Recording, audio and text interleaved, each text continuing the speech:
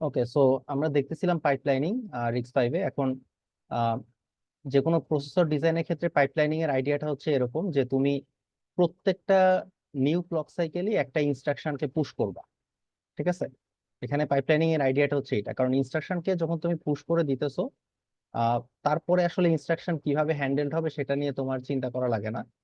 ওকে, সেটা প্রসেসরের internal design থেকে সে ম্যানেজ করে ফেলবে। কিন্তু তুমি যদি প্রত্যেকটা নিউ ক্লক সাইকেল একটা করে ইনস্ট্রাকশন পুশ করতে পারো, মানে পুশ করা মানে হচ্ছে বেসিক্যালি প্রত্যেকটা নিউ ক্লক সাইকেলে নতুন একটা ইনস্ট্রাকশন ফেচ হবে সেটা এনশিওর করা। সেটা যদি তুমি করতে পারো তাহলেই তোমার এট এ টাইম মাল্টিপল ইনস্ট্রাকশন ওই ডেটা প্যাথের মধ্যে দিয়ে ফ্লো করবে। ওকে, তো পাইপলাইনিং এর ক্ষেত্রে আমরা মানে আমরা ইনিশিয়ালি তো যে ডিজাইনটা দেখছিলাম নন পাইপলাইন যে ডিজাইন, সেটাকে আমরা বলতাম হচ্ছে সিঙ্গেল সাইকেল ডেটা প্যাথ। তো সিঙ্গেল সাইকেল ডেটা প্যাথের যে প্রবলেমটা ছিল আহ সেখানে এই প্রবলেমটা ছিল, যেমন একটা ছিল যে তোমার ডেটা প্যাথের মধ্যে ধরো বেশ কয়েকটা স্টেজ আছে। একটা হচ্ছে ফেচিং, তারপর ধরো ডিকোডিং মানে রেজিস্টার ফাইল রিড করা, তারপর ধরো এক্সিকিউটিং। ঠিক আছে, এক্সিকিউশন স্টেজটা হচ্ছে যেখানে তোমার এএলইউ থাকে, তারপর হচ্ছে মেমোরি স্টেজ যেখানে তোমার রাইট বা মেমোরি থেকে রিড বা রাইট করা হয়, তারপর হচ্ছে finally right back, fifth stage যেটা। তো এই পাঁচটা স্টেজের মধ্যে তোমার যে স্টেজটা সবচেয়ে স্লোয়েস্ট হবে, ঠিক আছে, যে স্টেজটা সবচেয়ে স্লোয়েস্ট মানে কি, যেটার জন্য তোমার ডিউরেশন অনেক বেশি লাগবে। যেমন ধরো এখানে যে এক্সাম্পলটা ছিল, তো এখানে একটা লোড ইনস্ট্রাকশনের ক্ষেত্রে ধরো তোমার এই 200 পিকো সেকেন্ড, এটা হচ্ছে মানে একটা স্টেটের বা একটা স্টেজের আসলে লার্জেস্ট নিডেড টাইম। ঠিক আছে, যেমন ইনস্ট্রাকশন ফেচে বা এলইউ অফে বা মেমোরি অ্যাক্সেসে 200 পিকো সেকেন্ড করে লাগতেছে। তো এই কারণে তোমার লোড ইনস্ট্রাকশন এক্সিকিউট করার জন্য তোমার যদিও টোটাল টাইমটা তুমি এগুলা যোগ করলে পেয়ে যাচ্ছ 800 পিকো সেকেন্ড, কিন্তু তোমাকে প্রত্যেকটা স্টেজের জন্য যে ক্লক সাইকেলটা ডিজাইন করতে হবে, ঠিক আছে, সেইটার ডিউরেশন কিন্তু এই 200 পিকো সেকেন্ড হওয়া লাগবে। মানে যদিও রেজিস্টার রিডের জন্য লাগতেছে 100 পিকো সেকেন্ড, বাট রেজিস্টার রিড এই স্টেজটার জন্য যে ক্লকের ডিউরেশন সেটা কিন্তু 200ই হওয়া লাগবে, সেটা তুমি 100 করতে পারবে না। ডিফারেন্ট করলে কি সমস্যা, কারণ ক্লক সাইকেলের ডিউরেশন ডিফারেন্ট করা মানে ক্লকের ফ্রিকোয়েন্সি চেঞ্জ করে দেওয়া। এখন ইনস্ট্রাকশন ফেচিং হবে এক ফ্রিকোয়েন্সিতে, রেজিস্টার রিড হবে আরেক ফ্রিকোয়েন্সিতে, এটা তো অবশ্যই মানে কাঙ্ক্ষিত না। তখন কি আমাদের সিঙ্ক্রোনাইজেশনের প্রবলেম হয়ে যাবে একটা ইনস্ট্রাকশনের মধ্যে। সো ফার্স্ট যে পয়েন্টটা যেটা বললাম, যে আমার সিঙ্গেল সাইকেল ডিজাইনের একটা প্রবলেম হচ্ছে স্লোয়েস্ট ইনস্ট্রাকশন।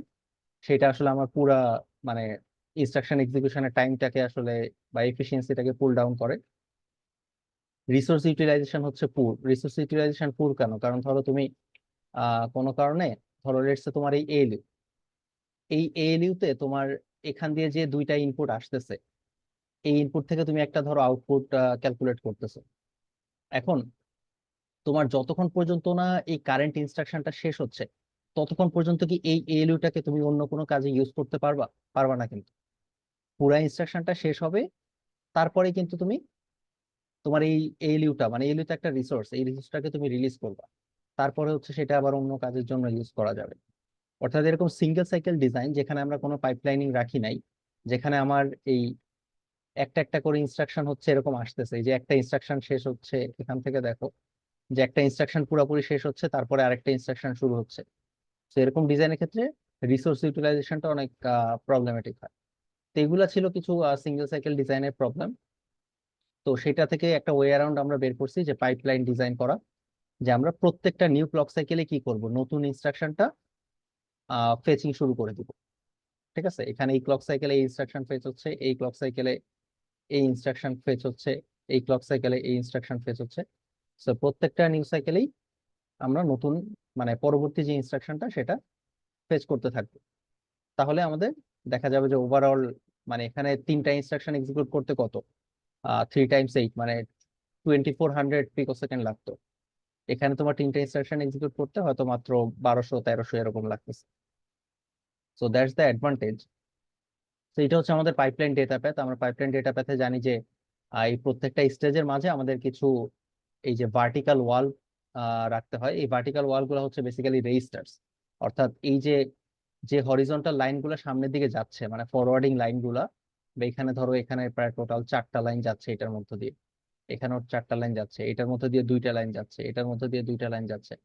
সো এরকম যে তোমার আহ যেই ফরওয়ার্ডিং লাইনগুলা এই ভার্টিক্যাল ওয়ালের মধ্যে দিয়ে পাস করবে, ওই ফরওয়ার্ডিং লাইনের ভ্যালু গুলাকে আমরা রেজিস্টারে সেভ করে রাখবো। অর্থাৎ এই যে আইএফআইডি, এই পুরাটা বেসিক্যালি একটা রেজিস্টার, এবং এই রেজিস্টারটা সাইজ রিক্স 5 এর ক্ষেত্রে ধরতে পারো যে 128 বিট, কারণ এই ভ্যালুটা হচ্ছে একটা 64 বিটের রেজিস্টার, এই ভ্যালুটাও একটা, আচ্ছা না সরি, নট এই কেসে নট 64 বিট, এখানে তো আমরা আসলে ইনস্ট্রাকশন আনতেছি, তো ইনস্ট্রাকশন তো 32, তো এইটা ধরো 64, এইটা হচ্ছে 32, এই দুইটা মিলায় যে সাইজ হয়। ওকে, তারপর ধরো আইডি বাই এক্স, এই রেজিস্টার ব্লকটাতে তোমার যেটা হবে যে এখানে তোমার এই প্রত্যেকটা লাইনে আসলে কত বিটের রেজিস্টার যাচ্ছে, এখানে ধরো এই দুইটা হয়তো 64 বিটের, এটাও 64 বিট, আর এইটা হয়তো আরেকটু কম। ওকে, এখান দিয়ে এটা আসলে মানে আরো লো লেভেল ডিটেলসে গেলে আমরা বুঝতে পারতাম। এখানে তো আমরা স্প্লিট করি না, এখানে তো আরো অনেক রকম স্প্লিট হয়, মাল্টিপ্লেক্সার থাকে। তো এইভাবে হচ্ছে আমাদের এই ভার্টিক্যাল ওয়াল গুলা রাখতে হয়। এই ভার্টিক্যাল ওয়াল গুলা বেসিক্যালি বাঞ্চ অফ রেজিস্টার্স, তাদের মধ্যে এই ভ্যালু গুলা স্টোর থাকে। তো এইটা করলে আমাদের কেন পাইপলাইনিং ইমপ্লিমেন্ট করা হয়, কারণ সেক্ষেত্রে আমরা এই পাইপলাইনিং এ কি হয়, ধরো আইএফ স্টেজে এখন যে ইনস্ট্রাকশনটা আছে, আইডি স্টেজে মানে ডিকোডিং স্টেজে হয়তো অন্য কোনো ইনস্ট্রাকশন আছে, এক্সিকিউশন স্টেজে হয়তো আরেকটা ইনস্ট্রাকশন আছে, ঠিক আছে, মেমোরির স্টেজে আরেকটা ইনস্ট্রাকশন, রাইট ব্যাক হচ্ছে হয়তো আরেকটা ইনস্ট্রাকশন। সো এক একটা স্টেজে যেহেতু এক একটা ইনস্ট্রাকশন আছে, সো আমি যদি মানে ধরো এমন তো হইতে পারে যে কারেন্টলি মেমোরি স্টেজে যে ইনস্ট্রাকশনটা আছে তার হয়তো এই আইডি স্টেজ থেকে কোনো একটা ভ্যালু লাগবে, ধরো স্টোর ইনস্ট্রাকশন। তখন কি হয়, এই আইডি স্টেজের ওই যে আমরা যেই ভ্যালুটা রাইট করব, যেই ডেটাটা, সেটা এখান দিয়ে নিয়ে যাইতে হয় না মেমোরিতে। তো এরকম আগের স্টেজের বিভিন্ন মানে নলেজ তো আমাদের ফার্দার স্টেজে লাগতে পারে। দ্যাটস ওয়াই আমরা প্রত্যেকটা স্টেজের যে আউটকাম গুলা, আউটপুট গুলা, সেগুলাকে রেজিস্টারের মধ্যে সেভ করে রাখি, যাতে পরে আমরা প্রয়োজন অনুযায়ী পাঠাইতে পারি। ঠিক আছে, সো এই জন্য এইটা হচ্ছে আমাদের পাইপলাইনিং ইমপ্লিমেন্ট করার মেকানিজম। সামনে আরো আসবে ডিটেলসে। তো আর হচ্ছে এখানে আমরা এই যে PC+4 এর এই ভ্যালুটা এখানে আপডেট করে দিতেছি, এখানে একটা মাল্টিপ্লেক্সার থাকবে, কারণ যেহেতু আমরা প্রত্যেকটা নিউ সাইকেলেই হচ্ছে নতুন ইনস্ট্রাকশনটা ফেচ করতে চাই। তো এগুলো আমরা দেখছিলাম এই যে কিভাবে পাইপলাইনিং এক্সিকিউট হচ্ছে। তারপরে শেডিং এর ব্যাপারটা মনে আছে তোমাদের, এই যে রাইট হাফ শেডেড থাকা বা লেফট হাফ শেডেড থাকা, এটার মিনিং কি ছিল, কি বলতে পারবা? স্যার, রাইটিং মানে রিড করবে আর রাইট করবে। হ্যাঁ মানে ধরো লেফট হাফ শেড থাকা কি বোঝায়, কোন একটা মানে ধরো ডিভাইসের, মানে আমরা যখন ব্লক ডায়াগ্রাম আঁকি, লেফট হাফ যদি শেডেড করি সেটার মিনিং কি বোঝায়, অন্য কেউ বলতে পারবা? না, হ্যাঁ হ্যাঁ সরি, রাইট। সো লেফট হাফে যদি তোমার শেড করা থাকে সেটা হচ্ছে রাইট বুঝাবে। ওকে, আর রাইট হাফে যদি শেড করা থাকে সেটা রিড বুঝাবে। ওকে, সো এইটা কনফিউজ হয় না, এটা একটু মনে রাখো যে যে কোনো একটা ব্লকে, যেমন ধরো এই মানে আমি যদি আরেকটু এখানে, হ্যাঁ, সো এখান থেকে যদি দেখো যে ধর একটা আর টাইপের ইনস্ট্রাকশনে আমার কি মানে ফাইনালি রেজিস্টারের মধ্যে রাইট ব্যাক স্টেজে আমার কি করতে হয়, রেজিস্টার ফাইলের মধ্যে আবার রাইট করতে হয় না। দ্যাটস ওয়াই দেখো এখানে লেফট হাফটা শেডেড। আবার আর টাইপের ইনস্ট্রাকশনে কিন্তু মেমোরির কোনো কাজ নাই, কারণ মেমোরিতে আমরা কোনো রিড রাইট করি না। ঠিক আছে, দ্যাটস ওয়াই মেমোরিটা পুরাই আনশেডেড।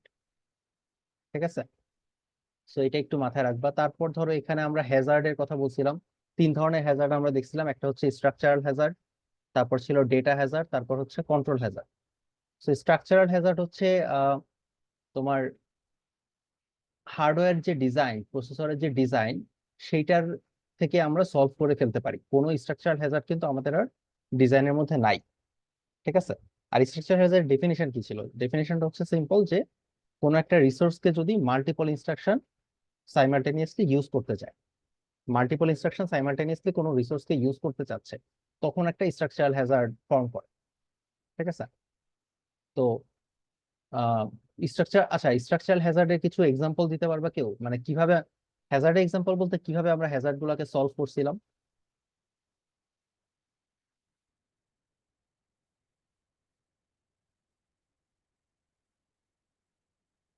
স্ট্রাকচারাল হ্যাজার্ডকে সলভ করা হয়েছিল কিভাবে?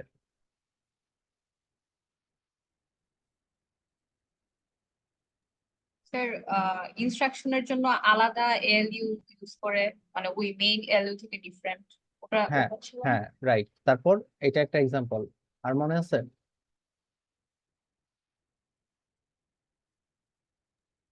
মনে করতেছি। ডেটা মেমোরি, ইনস্ট্রাকশন স্যার দুইটা মেমোরিকে, ডেটা মেমরি ইউজ হ্যাঁ করে। Right. So instruction memory, data memory এগুলাকে আলাদা রাখা হয়তো, এটাও কিন্তু একটা স্ট্রাকচারাল হ্যাজার্ড ওভারকাম করার ওয়ে। ঠিক আছে, কারণ আমরা যদি সেম মেমোরি রাখি, যেমন ধরো এই ইনস্ট্রাকশনটার জন্য ধরো এখানে ডেটা মেমোরি থেকে রিড হচ্ছে, আবার এখানে ধরো আহ, এই ইনস্ট্রাকশনটার জন্য তোমার ধরো ইনস্ট্রাকশন মেমোরি থেকে রিড হচ্ছে। সো তুমি একটা মেমোরি ডিভাইস থেকে এট এ টাইম তুমি ডিফারেন্ট ডিফারেন্ট ডেটা হয়তো রিড করতেছো অথবা রাইট করতেছো। তো এগুলা কিন্তু প্রবলেম ক্রিয়েট করবে, কারণ মেমোরি গুলা কিন্তু মাল্টিপোর্ট ডিভাইস না। ঠিক আছে, আমাদের যে মেমোরি চিপ এগুলো মাল্টিপোর্ট না, এগুলো তুমি এট এ টাইম মানে একটা অ্যাড্রেস দিবা, ওই অ্যাড্রেসে রাইট রিড করবা অথবা রাইট করবা।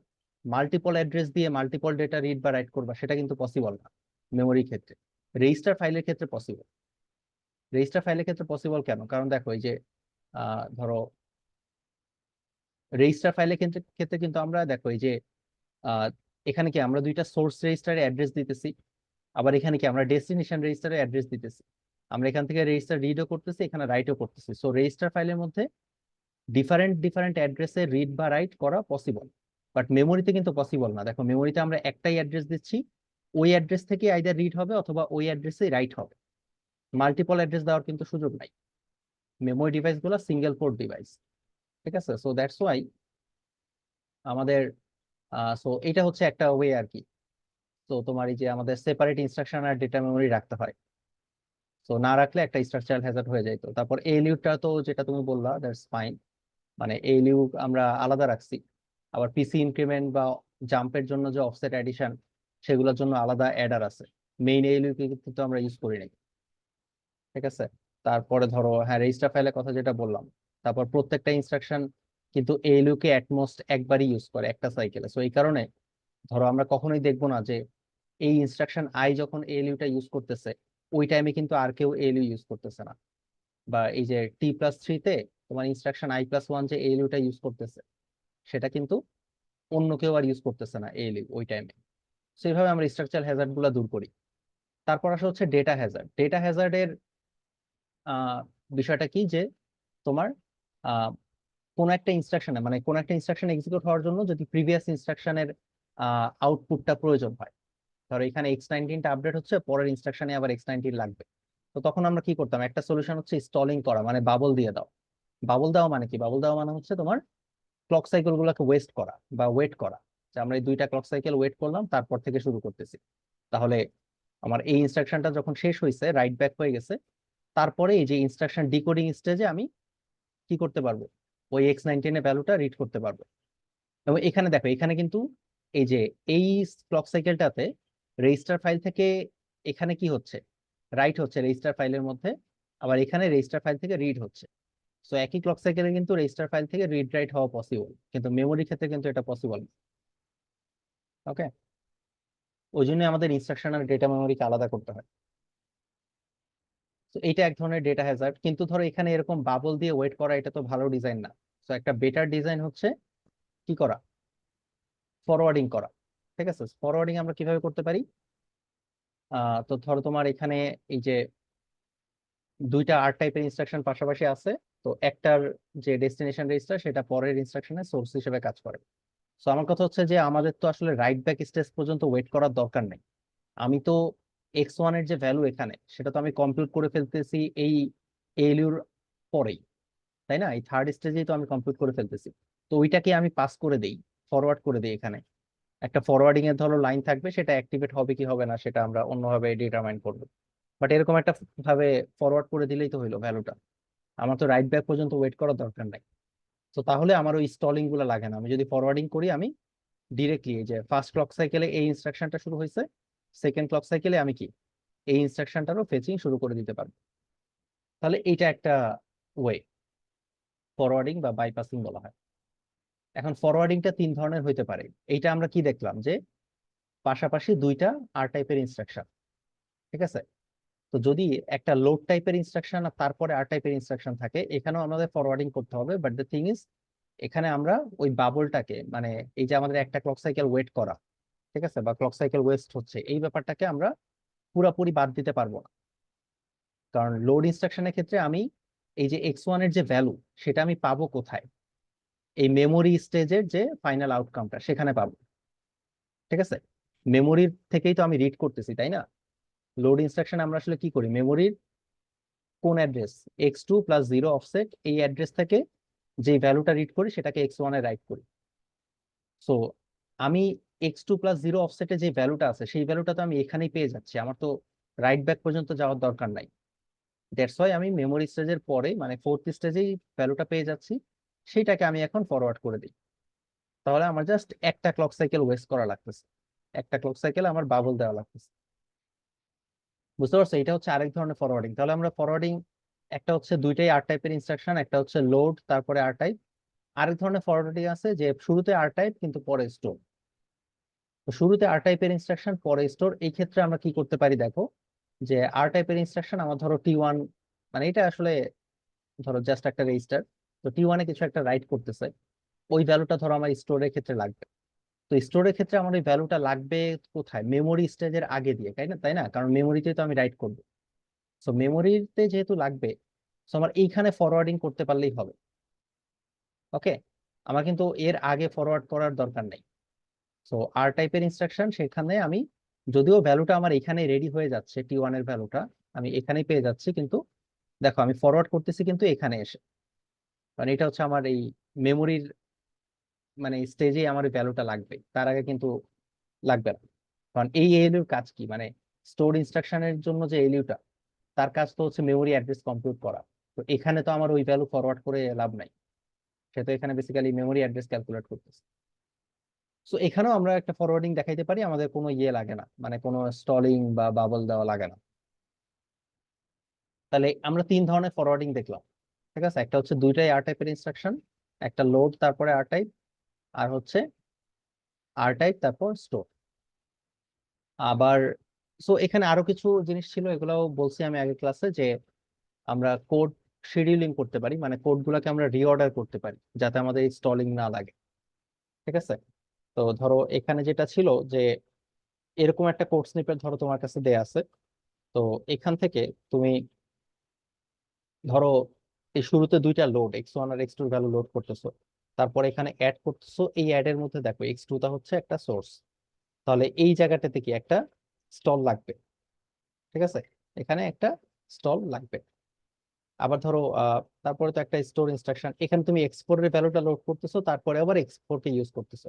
সো যে লোডের পরে আর টাইপ, দ্যাটস ওয়াই তোমার এখানে কি হবে, আবার আরেকটা স্টল লাগবে। সো এই কোর্স নিবিতে তোমার দুইটা স্টল লাগবে।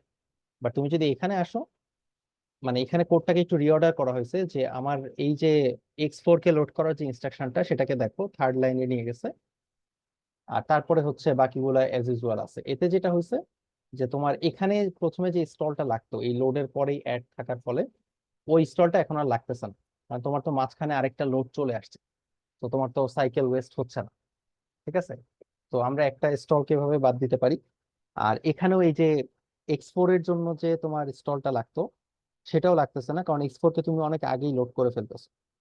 সো তোমার এইখানে x4 কে লোড করার সময় ততক্ষণে আসলে x4 এর ভ্যালু আপডেট হয়ে গেছে, you don't need to stall the pipeline. So এখানে আমাদের দুইটা স্টল আমরা বাদ দিতে পারি, মানে দুইটা ক্লক সাইকেল ওয়েস্ট করা লাগতো, সেটা লাগতেছে না, দ্যাটস ওয়াই এখানে লাগতো 13টা, এখানে লাগতেছে 11টা। এই যে বললাম আমি 13টা আর 11টা লাগে, এটা একটু নিজেরা খাতায় করে দেখবা, ইনস্ট্রাকশন গুলা লিখে লিখে। মানে ধরো তোমাকে শুধু এই কোড স্নিপেট দিয়ে দেওয়া হইতে পারে এক্সামে, তারপর বলা হইতে পারে যে find out how many clock cycles it requires. তারপরে সেকেন্ড একটা কোশ্চেন হইতে পারে যে can you reorder the code in such a way so that it requires less number of clock cycles. ঠিক আছে, মানে এটা খুবই কমন কোশ্চেন আসতেই পারে। সো আমি বলে দিলাম যেটা, এটা একটু মাথায় রাখবা, যে এখানে একটু রিঅর্ডার করা যায় কিনা জিনিসটাকে। ওকে, আর তারপর হচ্ছে কন্ট্রোল হ্যাজার্ড যেটা ছিল, যে আহ, সেটা হচ্ছে আমাদের বেসিক্যালি ব্রাঞ্চের যে ইনস্ট্রাকশন গুলো, ওই যে BQ BNE এই ধরনের তো কিছু ইনস্ট্রাকশন আমরা দেখছি। তো এগুলার ক্ষেত্রে মানে ব্রাঞ্চিং ইনস্ট্রাকশনের ক্ষেত্রে কি হয়, তুমি যদি পাইপলাইনিং করো, তুমি তো অলরেডি নেক্সট ইনস্ট্রাকশন ফেচ করে আনতেছো। সো এখন যদি এরকম হয় যে তুমি ব্রাঞ্চিং এ ধরো বি কিউ এর যে ইনস্ট্রাকশনটা সেটা শেষ করে তুমি বুঝতে পারলা যে তোমার এখন জাম্প করতে হবে, তখন কি তুমি অলরেডি যে নেক্সট ধরো 3-4টা ইনস্ট্রাকশন ফেচ করে আসো সেগুলোকে ডিসকার্ড করতে হবে। ঠিক আছে? তো এইটাই হচ্ছে এই প্রবলেমটা, কন্ট্রোল হ্যাজার্ড বলি আমরা। তো এই কন্ট্রোল হ্যাজার্ডকে সলভ করার একটা ওয়ে হচ্ছে যে তুমি মানে বাবল দিয়ে দিবা, মানে তুমি ওয়েট করবা, যখন তুমি বিকিউ ইনস্ট্রাকশন পাবা তখন তুমি নেক্সট ইনস্ট্রাকশন গুলোকে ফেচ করবা না, তুমি বাবল দিয়ে দিবা, মানে ওয়েট করবা যতক্ষণ না পর্যন্ত তুমি ডিসিশন নিতে পারতেছো যে whether you will jump or not. তুমি কি জাম্পটা আসলে করবা কি করবা না সেই ডিসিশন না নেওয়া পর্যন্ত তুমি ধরো তোমার ফেচিং কে অফ রাখতে পারো। এটা হচ্ছে একটা সলিউশন। ঠিক আছে? আরেকটা সলিউশন হচ্ছে ব্রাঞ্চটাকে প্রেডিক্ট করা, যে predict the outcome of branch. ঠিক আছে? এবং যদি আমাদের প্রেডিকশন রং হয় তখনই আমরা শুধুমাত্র স্টল করব। তো আউটকাম অফ ব্রাঞ্চ প্রেডিক্ট করা এটা মানে ব্রাঞ্চ প্রেডিকশন দুই ভাবে হতে পারে, একটা হচ্ছে স্ট্যাটিক ব্রাঞ্চ প্রেডিকশন আর একটা হচ্ছে ডাইনামিক ব্রাঞ্চ প্রেডিকশন। তো স্ট্যাটিক ব্রাঞ্চ প্রেডিকশনে what you can do is, ধরো দুই ধরনের হতে পারে, একটা হচ্ছে ধরো তোমার কোডে লুপ আছে অথবা ইফ এলস স্টেটমেন্ট আছে। তো লুপের ক্ষেত্রে আমরা কি জানি, অ্যাসেম্বলি কোডে তোমরা যদি লুপ লিখে থাকো, ইউ শুড নো দিস, যে লুপের ক্ষেত্রে আমাদের দেখা যায় যে ম্যাক্সিমাম টাইমই আমাদের পেছনের দিকে জাম্প করতে হয়। ঠিক আছে? মানে কারেন্ট যে ইনস্ট্রাকশন সেটা থেকে উপরের দিকে জাম্প করা লাগে, কারণ তোমার তো same pieces of code execute করতেছো, করে আবার উপরের দিকে যাইতে হবে। সো আর ইফ এলস এর ক্ষেত্রে তোমার উপরে মানে যদি তুমি জাম্প করো তাহলে নিচের দিকে জাম্প করবা, আদারওয়াইজ করবা না। ঠিক আছে? সো ইফ এলস এর ক্ষেত্রে জাম্প করলে সেটা নিচের দিকে যাবে, লুপের ক্ষেত্রে জাম্প করলে সেটা উপরের দিকে যাবে। এখন স্ট্যাটিক ব্রাঞ্চ প্রেডিকশন অ্যালগরিদম যেটা বলে সেটা হচ্ছে যে তোমার ব্যাকওয়ার্ড ব্রাঞ্চ গুলোকে তুমি প্রেডিক্ট করবা অলওয়েজ টেকেন। ঠিক আছে? ব্যাকওয়ার্ড ব্রাঞ্চকে অলওয়েজ প্রেডিক্ট করবা টেকেন, আর ফরওয়ার্ড ব্রাঞ্চ গুলোকে প্রেডিক্ট করবা নট টেকেন। মানে ফরওয়ার্ড ব্রাঞ্চ মানে হচ্ছে ইফ এলস, ব্যাকওয়ার্ড ব্রাঞ্চ মানে হচ্ছে লুপ। ওকে, এখন তোমার এই প্রেডিকশন কি সবসময় কারেক্ট হবে? হবে না, হয়তো ভুল হবে, বাট সমস্যা নাই, স্টিল তুমি তো প্রেডিক্ট করতেছো। মানে যেই সময়গুলো কারেক্ট হবে ওইটার জন্য তো তুমি কিছু অ্যাডভান্টেজ পাবা। হয়তো আশা করা যায় মোস্ট অফ দ্য টাইমই কারেক্ট হবে, যেহেতু তুমি একটা ইনফর্ম ডিসিশন নিতেছো, তুমি তো আর ব্লাইন্ডলি কোনো ডিসিশন নিচ্ছ না। ব্যাকওয়ার্ড ব্রাঞ্চ হলে তুমি সেটাকে একসেপ্ট করতেছো। টেকেন কথাটা মানে কি? টেকেন কথাটা মানে হচ্ছে জাম্প করতেছো। ঠিক আছে? Backward branch taken, forward branch not taken. আর এর থেকে স্ট্যাটিকের থেকে একটা বেটার অ্যাপ্রোচ হচ্ছে যে dynamic branch prediction algorithm use করা। সো ডাইনামিক ব্রাঞ্চ প্রেডিকশনে আমরা যেটা করি সেটা হচ্ছে যে তোমার প্রোগ্রাম যে এক্সিকিউট হচ্ছে সেখানে তুমি রিসেন্ট হিস্ট্রি গুলো একটু ট্র্যাক রাখবা। যে ধরো তোমার প্রোগ্রাম এক্সিকিউট হচ্ছে হচ্ছে এখন, মানে সোফার ধরো 10টা ব্রাঞ্চ স্টেটমেন্ট পাওয়া গেছে, বিকিউ পাওয়া গেছে, তো এর মধ্যে দেখা গেল 8টাই হয়তো মানে টেকেন হয়েছে, তাহলে তুমি প্রেডিক্ট করবা যে ওকে আমার নেক্সট ব্রাঞ্চটাও হয়তো টেকেন হবে। ওকে, এরকম অর্থাৎ আমার রিসেন্ট হিস্ট্রিটাকে ট্র্যাক রেখে এটা অ্যাজিউম করা যে ফিউচার বিহেভিয়ারটাও এই ট্রেন্ডটাকে কন্টিনিউ করবে। ঠিক আছে? এটাকে আমরা বলি হচ্ছে ডাইনামিক ব্রাঞ্চ প্রেডিকশন। আর ডাইনামিক ব্রাঞ্চ প্রেডিকশনের ক্ষেত্রে যদি আমরা ভুল প্রেডিক্ট করি সেক্ষেত্রে কিন্তু আমাদের হিস্ট্রিটাকে আপডেট করতে হবে, কারণ আদারওয়াইজ তো আমি কিছু লার্ন করবো না, তাই না? তো আমরা যদি কারেক্ট প্রেডিক্ট করি তাহলে তো ফাইন, আর যদি ভুল প্রেডিক্ট করি হিস্ট্রিটাকে আপডেট করতে হবে। সো এইটাই ছিল আমাদের হচ্ছে সোফার এতটুকুই আমরা দেখছিলাম। সো আমি এতক্ষণ পর্যন্ত যা যা বললাম দেখো, এগুলো সবই হচ্ছে মানে আমাদের আগের ক্লাসের রিক্যাপ। ঠিক আছে? আগের ক্লাসে আমরা অনেক টপিক পড়েছি, সেই জন্য এটা যেহেতু রেকর্ড থাকবে দ্যাটস ওয়াই আমি এখানে একটু বলে দিলাম। সো এতটুকু নিয়ে কারো কোনো কোশ্চেন আছে কিনা, মানে পাইপলাইনিং এর এই যতটুকু মানে আগের ক্লাসে পড়ানো হয়েছে আর আমি আজকে যা রিক্যাপ করলাম তা থেকে?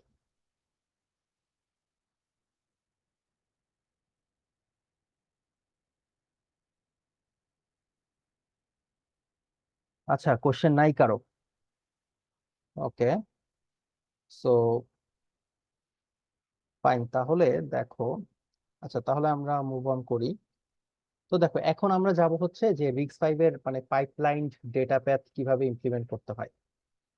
তো দেখি আমরা মানে কত দূর আগাইতে পারি, খুব বেশি হয়তো ইয়ে করবো না।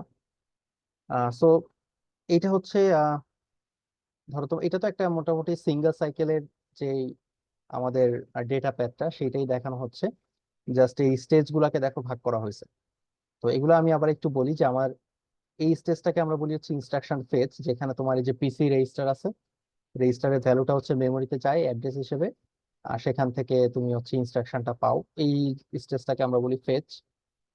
তারপর আইডি যেটা ইনস্ট্রাকশন ডিকোড, বা ইনস্ট্রাকশন ডিকোড মানে হচ্ছে রেজিস্টার ফাইলকে রিড করা।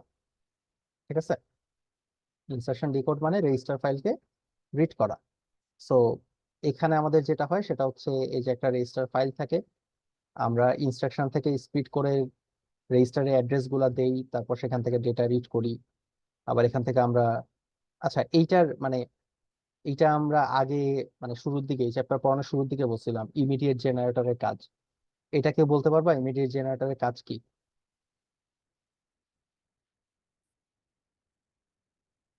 কাজ কি ছিল ইমিডিয়েট জেনারেটর এই ব্লকটার?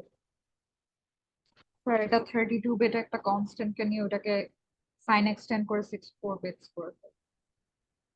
32 বিটের কনস্ট্যান্টকে সাইন এক্সটেন্ড করে 64 বানায় না। 32 বিটের এটা তো কনস্ট্যান্ট না, এটা তো একটা ইনস্ট্রাকশন। স্যার ইনস্ট্রাকশনটা মানে 32 বিট না। সো 32 বিট ইনস্ট্রাকশন থেকে প্রথমে সে যেটা করে যে 12 বিটের একটা ইমিডিয়েট ফিল্ড এক্সট্রাক্ট করে। ঠিক আছে, এটা মাথায় রাখবা। 32 বিটের পুরাটা তো হচ্ছে তোমার ইনস্ট্রাকশন, এখান থেকে 12 বিটের যে ইমিডিয়েট ফিল্ডটা ছিল, আমরা এগুলো যে শুরুর দিকে দেখছি না ইনস্ট্রাকশনের যে বিভিন্ন টাইপের, তো 12 বিটের একটা ইমিডিয়েট ফিল্ড থাকে, ওইটাকে সে এক্সট্রাক্ট করে। ওই 12 বিটের ইমিডিয়েট ফিল্ডটাকে সে 64 বিটে সাইন এক্সটেন্ড করে। ঠিক আছে, 12 বিটের ইমিডিয়েট ফিল্ডটাকে 64 বিটে সাইন এক্সটেন্ড করে। তারপর হচ্ছে ওই যে তোমার আহ মানে জাম্প হবে কি হবে না ওইটার নিউ জাম্পিং এর নিউ অ্যাড্রেস ক্যালকুলেট করা সেগুলো হয়। আচ্ছা, তারপরে হচ্ছে তোমার এই যে এক্সিকিউট বা এই যে অ্যাড্রেস ক্যালকুলেশন যে ফেজটা, তো এখানে এক্সিকিউট অবলিক অ্যাড্রেস ক্যালকুলেশন কেন বলতেছে? কারণ এখানে তোমার নিউ অ্যাড্রেসও ক্যালকুলেট হচ্ছে এই যে ব্রাঞ্চিং এর জন্য, আবার এক্সিকিউশনও হচ্ছে। এক্সিকিউশন বলতে ধরো তোমার আর টাইপের ইনস্ট্রাকশন বা ধরো লোড স্টোর। লোড স্টোরের ক্ষেত্রে আসলে কি হয়, এলএ দিয়ে একটা মেমোরি অ্যাড্রেস ক্যালকুলেট করে, আর আর টাইপের ক্ষেত্রে জাস্ট ওই অ্যাডিশন বা সাবট্রাকশনটা করে। ঠিক আছে, সো এগুলো তো আমরা অনেক ডিটেলসে বলছি আগে, বাট তারপরে একটু মানে অনেক সময় ভুলে যেতে পারো, এই জন্যই এখানেও আবার বলতেছি। আচ্ছা, এই মাল্টিপ্লেক্সারটার কাজ কি? এটা দাঁড়াও আমি বলি, কে বলবা? সব সময় তো এক দুজনে অ্যান্সার দাও তোমরা।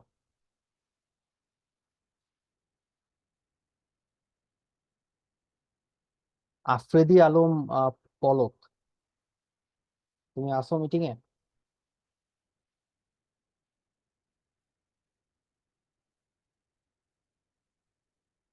তো জয়েন দিয়ে চলে গেছে, খবর নাই।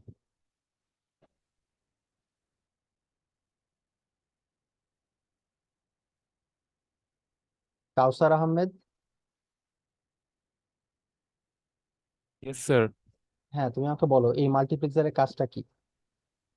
স্যার আমি না ভুলে গেছি স্যার, রিভাইজ দেইনি স্যার, সরি স্যার। আচ্ছা আমাকে আগে এটা বলো যে মাল্টিপ্লেক্সার জিনিসটা কি, এইটুক তো পারবা। না স্যার, মানে ধরিনি স্যার এখনো স্যার। কেন এগুলা 260-তে ছিল না তোমাদের? হ্যাঁ স্যার ছিল স্যার, ওই ফোর্থ সেমিস্টারে করছিলাম স্যার। এন্ড স্যার আপনি বুঝেছিলেন এটা ক্লাসে মাল্টিপ্লেক্স এই মার্কসেটটা, স্যার ভুলে গেছি স্যার, সরি স্যার। আচ্ছা, ঠিক আছে। এই যে এস এম ইউসুফ ইকবাল তমাল, তুমি আছো?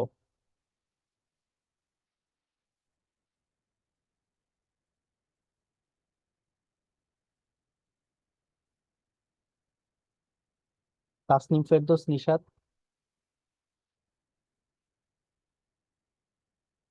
এও নাই। ইউসুফ আব্দুল্লাহ হারুন,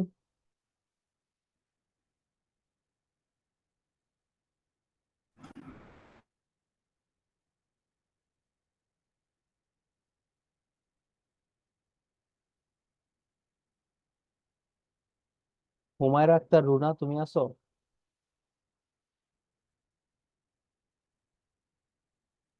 স্যার মাল্টিপ্লেক্সারটা হচ্ছে স্যার যে অনেকগুলা ইনপুট নিয়ে একটা আউটপুট দেয়।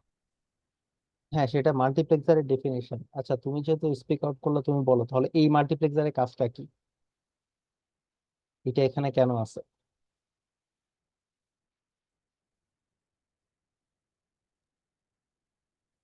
স্যার এটা কি মানে আগের বক্সটার অ্যারো দেখে স্যার বলতে হবে, মানে রেজিস্টারে যে ইনফরমেশন রিড করতেছে ওগুলাকে একসাথে কম্বাইন করে কিছু একটা করবে এরকম?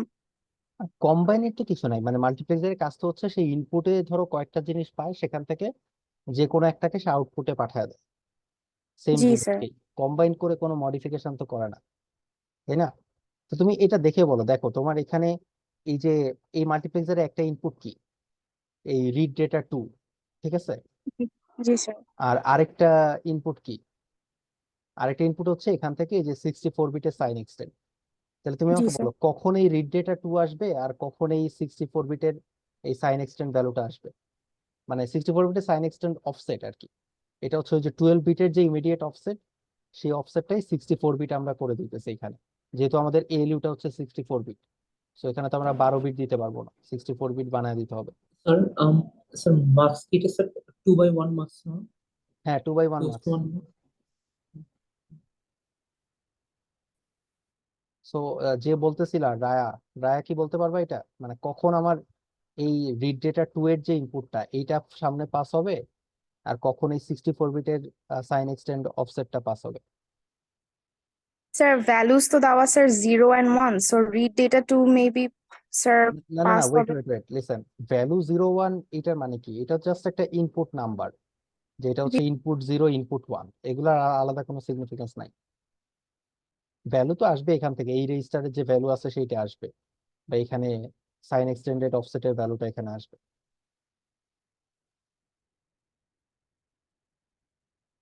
না স্যার, সরি, তাহলে স্যার বলতে পারবো না। নসীম বলতে পারবা? তুমি কি আসো মিটিং এ? না স্যার, আমি বলতে পারবো না। এগুলো অনেক ফান্ডামেন্টাল জিনিস না, এগুলো তো মানে তোমরা ওই পড়বা, এটাই তো হচ্ছে সরি প্রবলেম। সরি মানে স্যার। স্যার কুইজের আমি ট্রাই করতে পারি। তুমি তো পারবা আমি জানি। স্যার এটা কি স্যার 1-0 হবে? 1001 এ কি পার্থক্য, মানে it's just how you write the inputs, মানে how you number the inputs. Input 0 input 1, তাই না? এখানে তো এগুলোর তো আর কোনো সিগনিফিকেন্স নাই। সো তোমার আরটা, আচ্ছা, যে বলতে চাইছিলা বড়, যে সামিয়া, সামিয়া নাম। স্যার রিড ডেটা 2 থেকে ইনপুট আসবে যখন আমি আর টাইপের ইনস্ট্রাকশন হ্যাঁ, রাইট। এক্সিকিউট করব, আর 0 1টা হবে যখন আমি লোড বা স্টোর বা যে যে জায়গাগুলো আমার অফসেট ক্যালকুলেশন। হ্যাঁ, সো যখন তুমি আর টাইপের ইনস্ট্রাকশন মানে অ্যাডিশন বা সাবট্রাকশন, তখন হচ্ছে রিড ডেটা 2 আসবে, এটা সেকেন্ড অপারেন্ড চলে আসবে। আর যখন তোমার লোড বা স্টোর, যেখানে তোমার মেমোরি অ্যাড্রেস ক্যালকুলেট করতে হচ্ছে, তখন হচ্ছে এই অফসেটটা আসবে। আর লোড স্টোরের ক্ষেত্রে রিড ডেটা 1 এ কি আসবে, ওই বেজ অ্যাড্রেসটা, মানে বেজ বেজ রেজিস্টার যেটা, সেইটার সাথেই অফসেটটা যোগ হবে, মেমোরি অ্যাড্রেস ক্যালকুলেট হবে। ঠিক আছে, ওকে। তো তাহলে এইভাবে আমাদের এএলইউ যেটা, এটা হচ্ছে এই থার্ড স্টেজ, এক্সিকিউট বা অ্যাড্রেস ক্যালকুলেশন। ফোর্থ স্টেজটা হচ্ছে মেমোরি অ্যাক্সেস, যেখানে আমরা মেমোরিতে একটা অ্যাড্রেস দেই, ওই অ্যাড্রেসের ডেটা রিড হয় অথবা ওই অ্যাড্রেসেই একটা ডেটা রাইট হয়। ফাইনাল স্টেজটা হচ্ছে রাইট ব্যাক। ঠিক আছে, সো এই রাইট ব্যাকে এইটাকেও দেখো আমাদের একটা ভার্টিক্যাল ওয়াল দিয়ে আলাদা করতে হবে, এবং এখানেও একটা মাল্টিপ্লেক্সার আছে। এই মাল্টিপ্লেক্সারের কাজটা কি, যে আমার রাইট ব্যাকে আমি কোন ভ্যালুটা নিয়ে রাইট ব্যাক করবো সেইটা ডিটারমাইন করা। যদি আমার আর টাইপের ইনস্ট্রাকশন হয় তখন কিন্তু আমার মানে মেমোরিকে আর কোনো পাত্তা দেওয়ার দরকার নেই। আর টাইপের ইনস্ট্রাকশন হইলে এএলইউ থেকে যে রেজাল্টটা পাবো সেইটাকে এখান থেকে নিয়ে মার্কসের মধ্য দিয়ে নিয়ে আমি রাইট ব্যাক করবো। আর যখন লোড ইনস্ট্রাকশন হবে তখন হচ্ছে মেমোরি থেকে যে ডেটাটা আমি রিড করছি সেইটা নিয়ে রাইট ব্যাক করবো। তাহলে লোড আর আর টাইপের মধ্যে ডিফারেন্সিয়েট করতেছে হচ্ছে এই মাল্টিপ্লেক্সারটা। ঠিক আছে, সো তাহলে এখন আমরা যদি আরেকটু কম্প্যাক্ট দেখি, যে ধরো এই যে যেটা আমরা আগেও দেখছিলাম, যে এই আইএফআইডি, এইটা একটা bunch of registers, ID EX, EX MEM, আর এটা হচ্ছে মেম ডাব্লিউবি। ঠিক আছে, এইভাবে কিছু ভার্টিক্যাল ওয়াল থাকবে। এই ভার্টিক্যাল ওয়ালের মধ্যে দিয়ে আমরা এই যতগুলো ফরওয়ার্ডিং প্যাথ, যত ফরওয়ার্ডিং লাইন, সবগুলাকে আমরা সেভ করে রাখবো। ঠিক আছে, কেন সেভ করে রাখবো, কারণ পাইপলাইনিং ইমপ্লিমেন্ট করতে হলে আমাদের এই ইনফরমেশন গুলাকে হোল্ড করতে হবে, কারণ ফার্দার ইনফরমেশন লাগতে পারে। কোনো একটা ইনস্ট্রাকশন ধরো এই স্টেজে আছে, তার তো আগের স্টেজে কিছু একটা লাগতে পারে, কিন্তু সে পাবে কিভাবে, কারণ পরের ইনস্ট্রাকশন এসে তো এগুলাকে ওভাররাইট করে ফেলবে, তাই না? দ্যাটস ওয়াই আমাদের রেজিস্টারের মধ্যে সেভ করে রাখতে হবে। যেমন ধরো তোমার একটা স্টোর ইনস্ট্রাকশনের ক্ষেত্রে মেমোরিতে তুমি হচ্ছে কিছু একটা রাইট করবা, তো যেই ডেটাটা রাইট করবা সেটা কি আমার এই থার্ড স্টেজ থেকে আসবে না, এই যে এখান থেকে এইটাই তো আসতেছে। তো তুমি যদি এটাকে এখানে সেভ না করো পাবা কিভাবে, কারণ তুমি যখন এই স্টেজে আসো, একটা স্টোর ইনস্ট্রাকশন যখন এই স্টেজে, তারপরের ইনস্ট্রাকশনটা হয়তো এই স্টেজে চলে আসছে, কারণ এটা তো পাইপলাইন, মানে কেউ তো বসে নাই, একের পর একটা ইনস্ট্রাকশন এখানে পুশ হচ্ছে। ঠিক আছে, সো দ্যাটস ওয়াই হচ্ছে আমাদের এই ভার্টিক্যাল ওয়াল গুলা, মানে এই রেজিস্টার গুলা রাখতে হয়। আচ্ছা, সো এখন আমরা একটু দেখি যে ধরো মানে, আচ্ছা এখানে আমি একটা থিওরিটিক্যাল কোশ্চেন একটু তোমাদের করতে চাই। মানে এটা একটু চিন্তা করো যে ধরো এইটা একটা পাইপলাইন ডিজাইন, তুমি বুঝলা যে এই ব্লক গুলা, ভার্টিক্যাল ব্লক গুলা কেন রাখতে হচ্ছে। ঠিক আছে, মোটামুটি তোমার ধরো সবগুলা কম্পোনেন্ট নিয়েই আইডিয়া আছে। এখন আহ ধরো ধরো এই যে ফর এক্সাম্পল এই মাল্টিপ্লেক্সারটা, এই মাল্টিপ্লেক্সারের কাজ কি একটু আগে কি বললাম, কোন দুইটা ইনস্ট্রাকশনের মধ্যে ডিফারেন্সিয়েট করে এই মাল্টিপ্লেক্সার? স্যার আর টাইপ আর লোড। হ্যাঁ, আর টাইপ আর লোড। ঠিক আছে, লোড হইলে হচ্ছে এই যে এই ব্রাঞ্চের ডেটাটা পাস হবে, আর টাইপ হইলে এই নিচের দিকের এটা পাস হবে। এখন হোয়াট ইফ আমি মাল্টিপ্লেক্সারটাকে এই যে মেম ডাব্লিউবি যে রেজিস্টারটা, এই যে একটা ভার্টিক্যাল রেজিস্টার, এইটার বাম পাশে রাখতাম, এই মাল্টিপ্লেক্সারটাকে আমি যদি এটার বাম পাশে রাখতাম, কোনো কি সমস্যা হইতো? কারণ দেখো আমার কিন্তু এই যে right back stage, final stage, তারপরে কি আমার আর কোনো স্টেজ আছে? তারপরে তো আর নাই, এটাই আমার ফাইনাল স্টেজ না, রাইট ব্যাক। তাহলে রাইট ব্যাকের কন্টেন্ট গুলাকে তো আমার মানে ধরো এখানে আমি যেগুলো সেগুলোকে সেভ করতেছি, ফাইন, সেগুলো আমার লাগবে পরবর্তীতে, বাট লাগবে তো শুধুমাত্র রাইট ব্যাকের কাজে। তো আমি ধরো এগুলোকে না হয় রেজিস্টারে সেভ করে দিলাম, কিন্তু আমি যদি ধরো এই মাল্টিপ্লেক্সারটাকে এখানে নিয়ে আসি, আর মাল্টিপ্লেক্সারের আউটপুটটাকে আমি এখান দিয়ে পাস করি, মানে সেক্ষেত্রে শুধুমাত্র এই মাল্টিপ্লেক্সারের যে আউটপুট, সেটাই হচ্ছে এই রেজিস্টারটাতে সেভ হইতো। এখন তো এই রেজিস্টারটাতে দুইটা জিনিস সেভ হচ্ছে, এই যে লোডের ক্ষেত্রে আউটপুট হয় যেটা, সেটাও সেভ হচ্ছে, আর এখানে যেটা আউটপুট হয় আর টাইপের ক্ষেত্রে সেটাও সেভ হচ্ছে। বাট ধরো আমি এই দুইটা সেভ না করে শুধুমাত্র এই আউটপুট যেটা হবে সেটাকেই সেভ করতে চাচ্ছি, মানে সেটা করার ওয়ে কি হইতো, এই মাল্টিপ্লেক্সারটাকে এইখানে নিয়ে আসা, এই ভার্টিক্যাল ওয়ালের বামে নিয়ে আসা, মানে এই ডেটা মেমোরির ডান পাশে নিয়ে যাওয়া। এটা আমি যদি করি, মানে হোয়াট ডু ইউ থিঙ্ক, মানে ইমপ্লিকেশন গুলা কি কি হইতে পারে?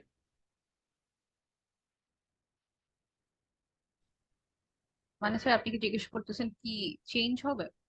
না, কি চেঞ্জ হবে না, মানে ধরো আমি তোমাদের এটা, তোমরা তো এইটুকু বুঝতে পারছো যে এটা আসলে চাইলে কিন্তু করা যাবে, কোনো প্রবলেম কিন্তু হবে না। জি স্যার। মানে এতটুকুতে কি তোমরা কনভিন্স কিনা যে এটা আসলে এটাতে করলে কোনো প্রবলেম হবে না? কারো কি মনে হয় যে কোনো প্রবলেম হইতে পারে?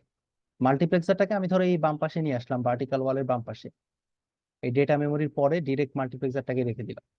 সেক্ষেত্রে আমার ধরো এই রেজিস্টারটাতে এরকম দুইটা ভ্যালু সেভ না করে শুধুমাত্র একটা ভ্যালু সেভ করা লাগবে। আই ক্যান ডু ইট, কোনো প্রবলেম কিন্তু আসলে হবে না। বাট দ্য থিং ইজ, অন্য কোনো ইমপ্লিকেশন কি এটার আছে কিনা?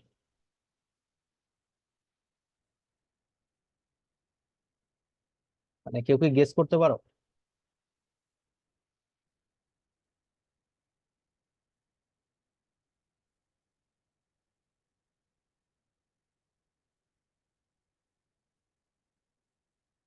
ওকে, সো ইউ সি মানে ইমপ্লিকেশন গুলা কেমন হইতে পারে। ধরো আমরা একটু আমাদের আগের কিছু ডিসকাশনে যদি ব্যাক করি, যে ধরো প্রত্যেকটা স্টেজের তো একটা ক্লক ডিউরেশন আছে, তাই না? মানে সেম সেম অ্যামাউন্ট, প্রত্যেকটা স্টেজের একটা ক্লক ডিউরেশন আছে। এখন আমরা কি জানি যে যেই স্টেজের মানে কাজটা সবচেয়ে স্লো, মানে যেখানে আমার ডিউরেশনটা সবচেয়ে বেশি, ওই ডিউরেশনটাকে হচ্ছে আমার ক্লকের ডিউরেশন বানাইতে হয়।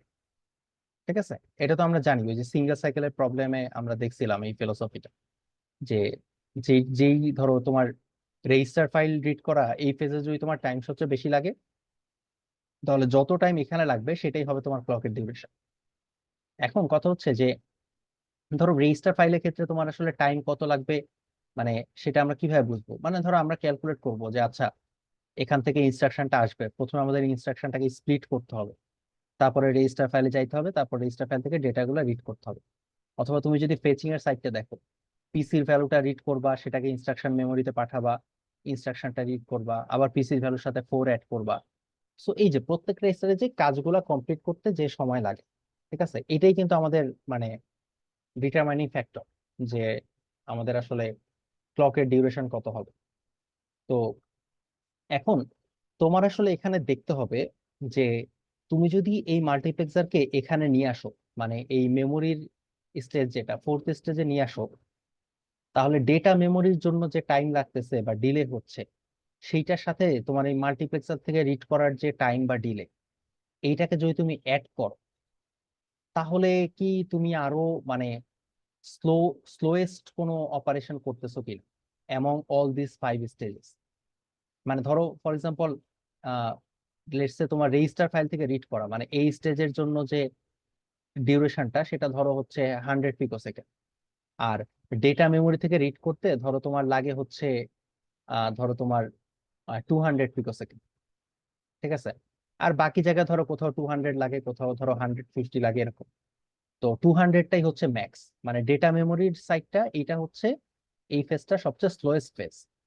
কারণ এই অবস্থায় তুমি যদি এখানে মাল্টিপ্লেক্সার অ্যাড করো, তাহলে কি ধরো যেটা তোমার আগে হয়তো 200 পিকোসেকেন্ড লাগতো, এখন হয়তো 210 বা 220 লাগবে। ঠিক আছে, ফর এক্সাম্পল 210 বা 220 লাগবে। তাহলে কি তোমার প্রত্যেকটা স্টেজের ক্লক ডিউরেশনই এখন 210 বা 220 করে ফেলতে হবে না? বুঝতে পারছো প্রবলেমটা কি হইতে পারে?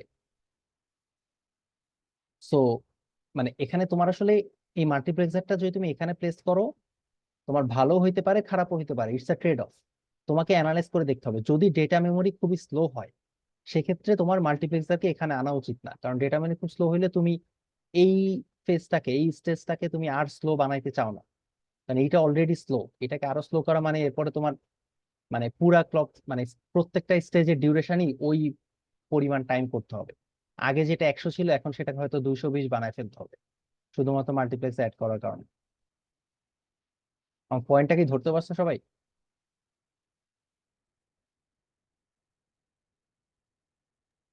স্যার।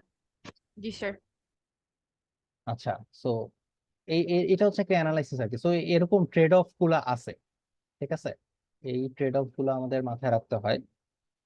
এটা কিন্তু স্লাইডে কোথাও নাই, আমি আমি জাস্ট এমনিতেই বললাম তোমার, জাস্ট একটু ব্রেনস্টর্ম করার জন্য। তো এগুলা চিন্তা করবো আর কি পড়ার সময়, তাহলে দেখবে আরো ক্লিয়ার হবে সবকিছু। আচ্ছা, সো আমরা যেদিকে যাচ্ছিলাম, এখানে ধরো একটা ফ্লো দেখানো হয়েছে যে এইটা হচ্ছে ধরো তোমার এই যে আইএফ স্টেজটা, ধরো লোড বাই স্টোর ইনস্ট্রাকশনের ক্ষেত্রে, লোড বাই স্টোরের ক্ষেত্রে এখানে আমাদের কি হয়, ইনস্ট্রাকশন মেমোরি থেকে আমরা রিড করি, সো এই রাইট হাফটা হচ্ছে তোমার শেডেড আছে। আর এখানে যেহেতু আমরা আর এই রেজিস্টারে কি হচ্ছে, এই রেজিস্টারের মধ্যে আমরা রাইট করতেছি না আইএফআইডি এর মধ্যে, দ্যাটস ওয়াই এইটা হচ্ছে তোমার এই যে লেফট হাফটা শেডে। তাহলে এটা হচ্ছে তোমার ফেচিং এর স্টেজটা। সেকেন্ড ডিকোডিং এর স্টেজে দেখো আমরা আইএফআইডি রেজিস্টার থেকে রিড করতেছি ভ্যালু, সো এইটা হয়ে গেছে কত, রাইট হাফটা শেডেড। আর রেজিস্টার ফাইল থেকে রিড করতেছি, সো এটাও রাইট হাফ শেডেড। আর আইডিএক্স এ কি করতেছি, রাইট করতেছি, দ্যাটস ওয়াই এখানে লেফট হাফটা শেডেড। ওকে, থার্ড স্টেজে যদি যাও দেখো, আচ্ছা, সো প্রথম দুইটা স্টেজ হচ্ছে লোড আর স্টোরের ক্ষেত্রে সেম। তারপরে থার্ড ফোর্থ ওগুলা হচ্ছে ডিফারেন্ট, ওগুলা আমরা প্রথমে লোডের জন্য দেখি যে এক্সিকিউশন স্টেজটা লোডের জন্য কিরকম। তো লোডের জন্য যে এক্সিকিউশন স্টেজ দেখো, এখানে আমরা আইডিএক্স থেকে রিড করব, সো রাইট হাফটা শেডেড। তারপরে মার্কসের মধ্যে দিয়ে এএলইউ তো যাবে, এএলইউ তো পুরোপুরি ইউজড হবে, সো এখানে আর মানে হাফ শেডিং এর কিছু নাই। আর তারপরে এএলইউ এর আউটপুটটা আমরা রাইট করতেছি ইএক্স মেমে, সো এটা হচ্ছে লেফট হাফটা শেডেড। আর তারপরে মেমোরির যে সাইডটা দেখো, লোডের ক্ষেত্রে কি আমরা মেমোরি থেকে রিড করি, সো মেমোরি রাইট হাফটা শেডেড। আর ইএক্স মেম এখান থেকে রিড করতেছি রাইট হাফ, এখানে রাইট করতেছি, দ্যাটস ওয়াই লেফট হাফ। আর তারপর রাইট ব্যাকের ক্ষেত্রে আমরা কি করতেছি, লোডের ক্ষেত্রে রাইট ব্যাকে এই যে মেম ডাব্লিউবি এখান থেকে রিড করতেছি, সো রাইট হাফ শেডেড। আর এই ইনস্ট্রাকশনটা ওয়েট, হ্যাঁ, সো এই ইনস্ট্রাকশনটা আমরা এখান দিয়ে মানে ইনস্ট্রাকশনের যে আউটপুটটা, যেটা আমাদের রেজিস্টার ফাইলে রাইট ব্যাক করতে হবে, সেটা এখান দিয়ে লুপ ব্যাক করে এনে দেখো রেজিস্টার ফাইলের মধ্যে আমরা কি করতেছি, রাইট করতেছি, দ্যাটস ওয়াই রেজিস্টার ফাইলটা এখানে আবার কি হয়ে গেছে, লেফট হাফটা শেডেড। ঠিক আছে, বুঝতে পারছো? এটা হচ্ছে লোডের ক্ষেত্রে রাইট ব্যাক। সো লোড আর এখন এখানে একটা প্রবলেম আছে, প্রবলেমটা হচ্ছে কি দেখো যে, আচ্ছা প্রবলেমটা কি কেউ বলতে পারবা? লোডের ক্ষেত্রে আমরা যখন রাইট ব্যাক করতেছি একটা প্রবলেম আছে, কেউ কি গেস করতে পারবা প্রবলেমটা কি?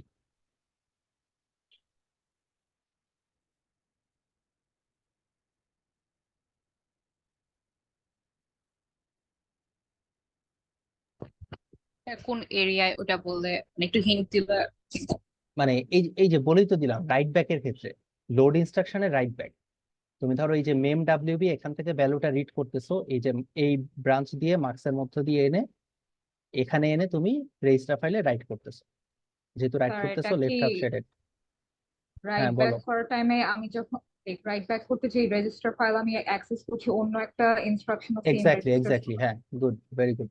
সো এখানে তুমি যখন রাইট ব্যাক করে এনে ভ্যালুটাকে যখন রেজিস্টার ফাইলে রিড মানে রাইট করতেছো, তুমি দেখো পাইপলাইন মেকানিজমে কি, তুমি যখন এখানে তোমার না হয় ডেটাটা কারেক্ট, ডেটাটাকে না হয় তুমি লুপ ব্যাক করে এনে এখানে কারেক্টলি এইখানে কানেক্ট করছো, কিন্তু ততক্ষণে তো এইখানে অন্য ইনস্ট্রাকশন চলে আসছে না। তো অন্য ইনস্ট্রাকশনের জন্য যে রাইট রেজিস্টারের ভ্যালু, মানে রাইট রেজিস্টার, সেটা তো ডিফারেন্ট হইতে পারে, ডিফারেন্ট কোন রেজিস্টারে তো হইতে পারে।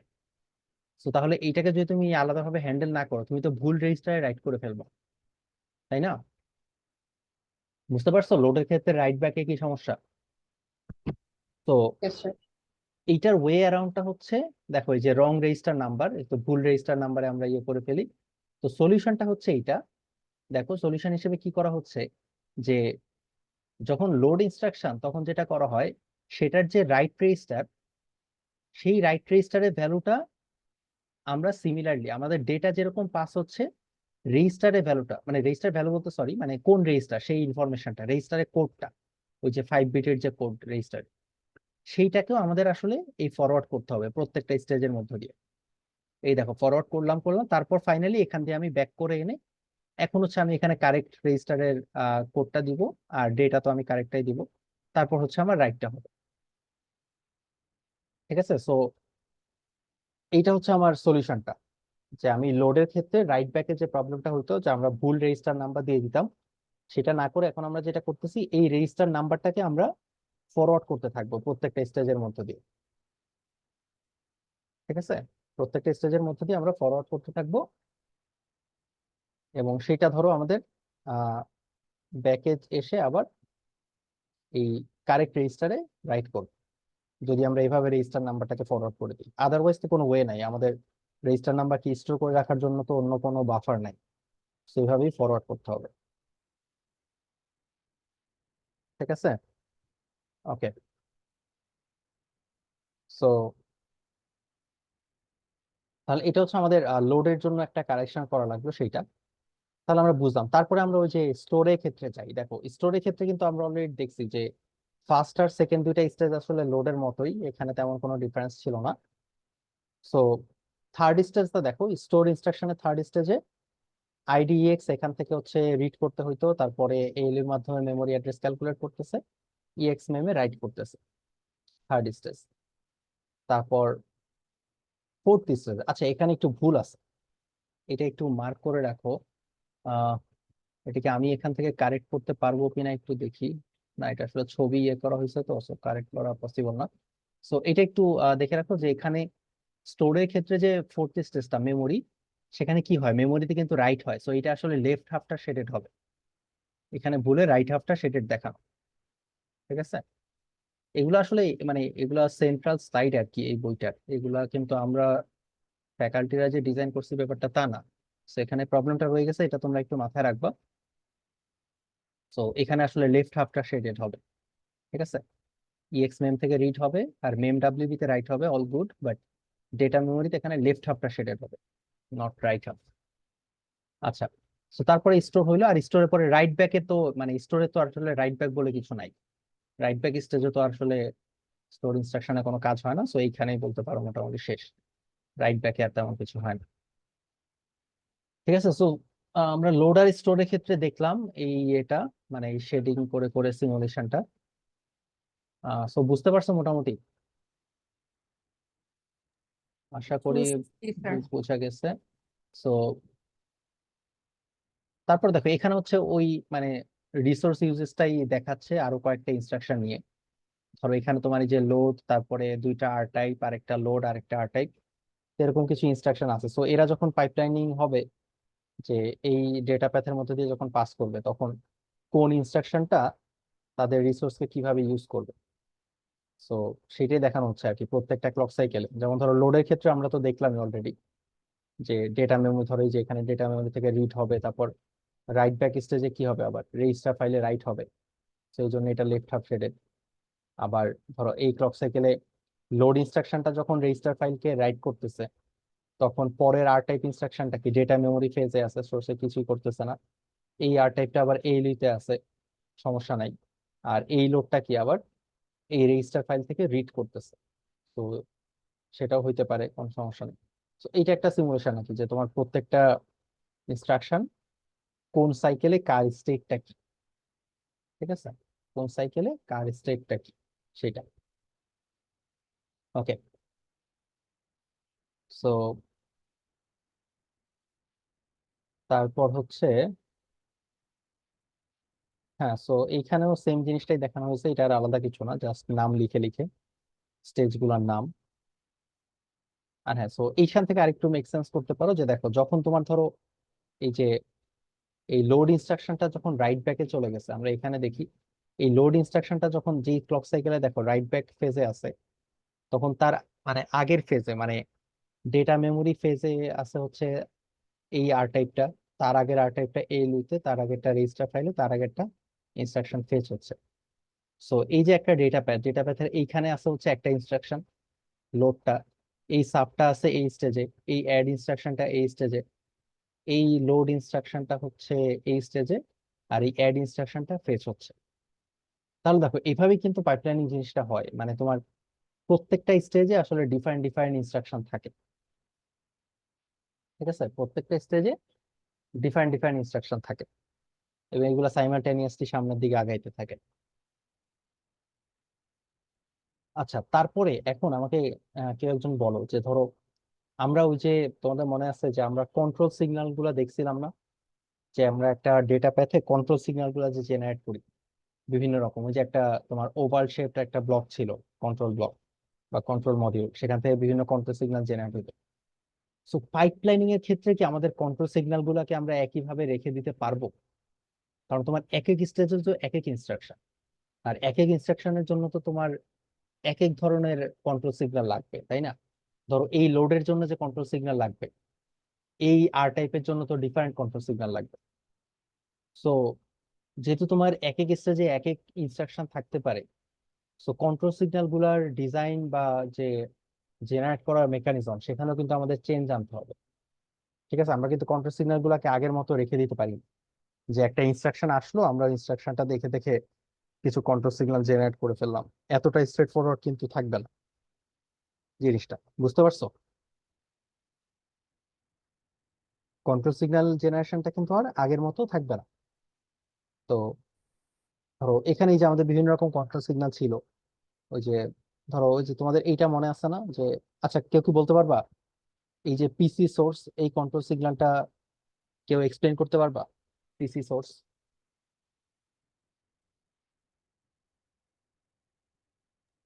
স্যার এটা ব্রাঞ্চ ইকুয়ালটা চেক করতো।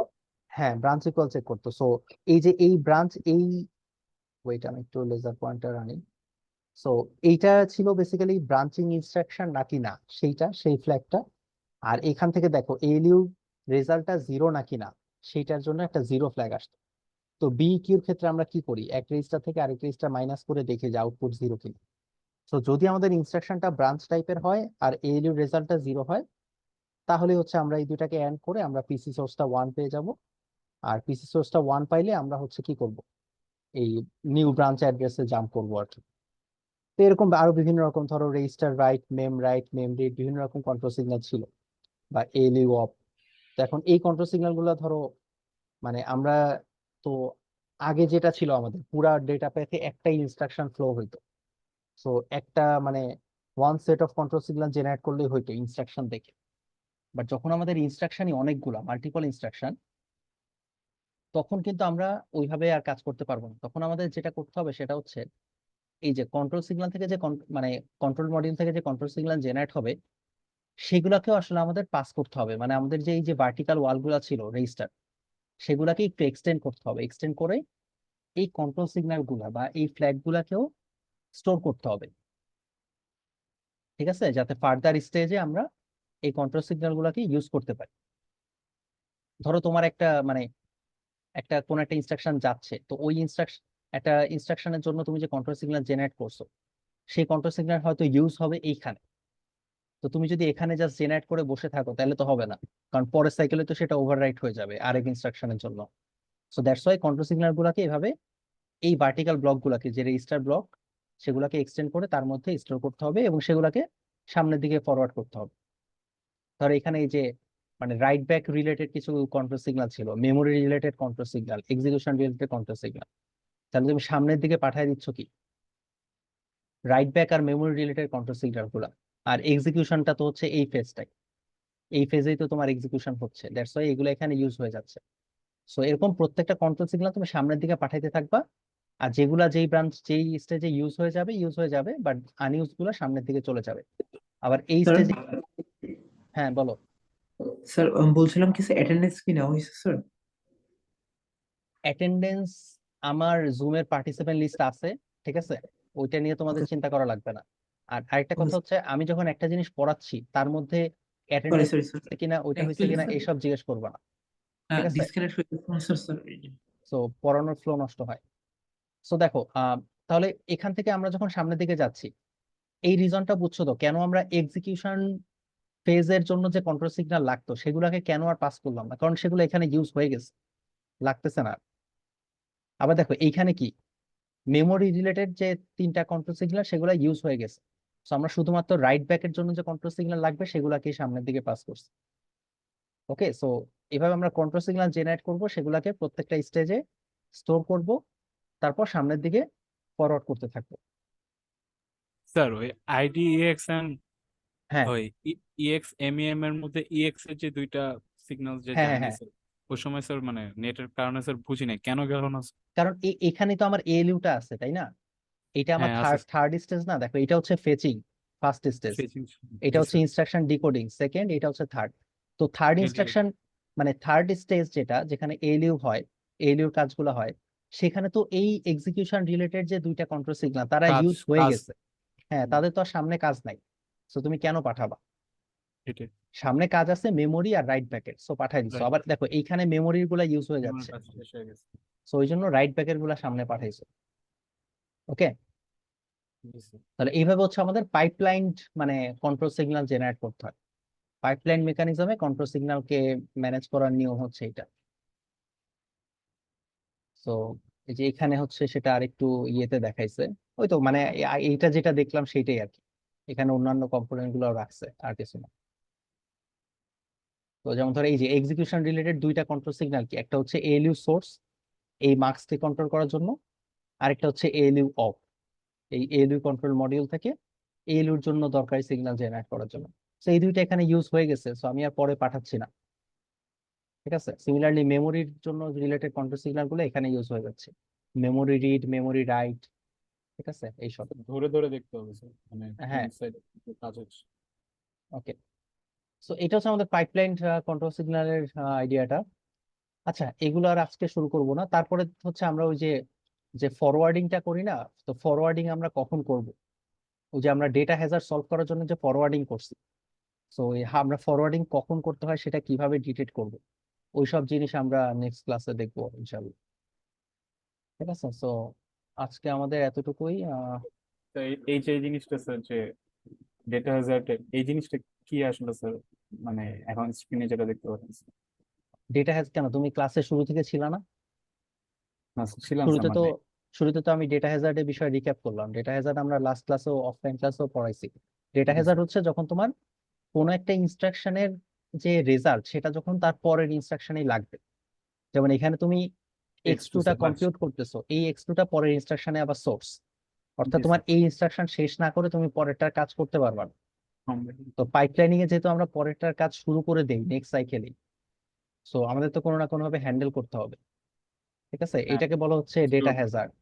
যেমন আমি ধরো একটু আগে আসি, ক্লাসের প্রথমে ছিলাম sir। তো ডেটা হ্যাজার্ডে যেটা ছিল আমাদের, এই যে ডেটা হ্যাজার্ডে আমরা যেটা করতাম যে যদি আমাদের এরকম ধরো এই যে এখানে x19টা পরে ইনস্ট্রাকশনে আবার লাগতেছে, সো দ্যাটস ওয়াই আমরা দুইটা ক্লক সাইকেল ওয়েট করতাম, তারপর এই রাইট ব্যাক স্টেজের, তো আমাদের এখানে তো আমরা এসে x19 এর ভ্যালু আপডেট করে ফেলছি, সো এখান থেকে আমি হচ্ছে আবার এই ইনস্ট্রাকশনে চাইলে হ্যাঁ, সে x19 এর কারেক্ট ভ্যালুটা রিড করতে পারবে। এইটা একটা সলিউশন। আর আরেকটা ভালো সলিউশন হচ্ছে ফরওয়ার্ড করা, যে তোমার রাইট ব্যাক স্টেজ পর্যন্ত ওয়েট করার দরকার নেই। এলইউর স্টেজেই তো তুমি আসলে x1 এর ভ্যালু ধরো এখানে পেয়ে গেছো, তো x1 এর ভ্যালু যদি পরে লাগে তুমি এখান থেকে ফরওয়ার্ড করে দাও, আর মাঝে কোনো স্টল দেওয়ার দরকার নেই। তো এটা একটা বেটার ওয়ে, পরপর দুইটা আর টাইপ থাকলে যদি তোমার, বাট যদি লোড থাকে তারপরে আর টাইপ থাকে তখন আবার বাবল দেওয়াই লাগবে। তখন আসলে আগে বাবল দিতে হবে। কারণ লোডের ক্ষেত্রে কিন্তু তুমি x1 এর ভ্যালুটা পাবা হচ্ছে মেমোরি স্টেজে গিয়ে, তার আগে কিন্তু পাবা না, তাই না? কারণ লোড ইনস্ট্রাকশনে কি করো, মেমোরি থেকে ভ্যালু রিড করো। সো x1 এর ভ্যালুটা তুমি এই স্টেজে পাবা, সো দ্যাটস ওয়াই তোমার আসলে বাবল দেওয়াই লাগবে, এই স্টেজ থেকেই তুমি ফরওয়ার্ড করতে পারবা। আবার আরেকটা ইয়ে হচ্ছে যদি তোমার আর টাইপের পরে হচ্ছে স্টোর থাকে, সেক্ষেত্রে তুমি ফরওয়ার্ড করতে পারবা, মানে ফরওয়ার্ড আসলে এখান থেকে করতে পারবা, কিন্তু এখান থেকে করে লাভ নাই, কারণ ভ্যালুটা তোমার T1 এর ভ্যালুটা লাগবে হচ্ছে এখানে মেমোরির আগে, ডেটা মেমোরি আগে।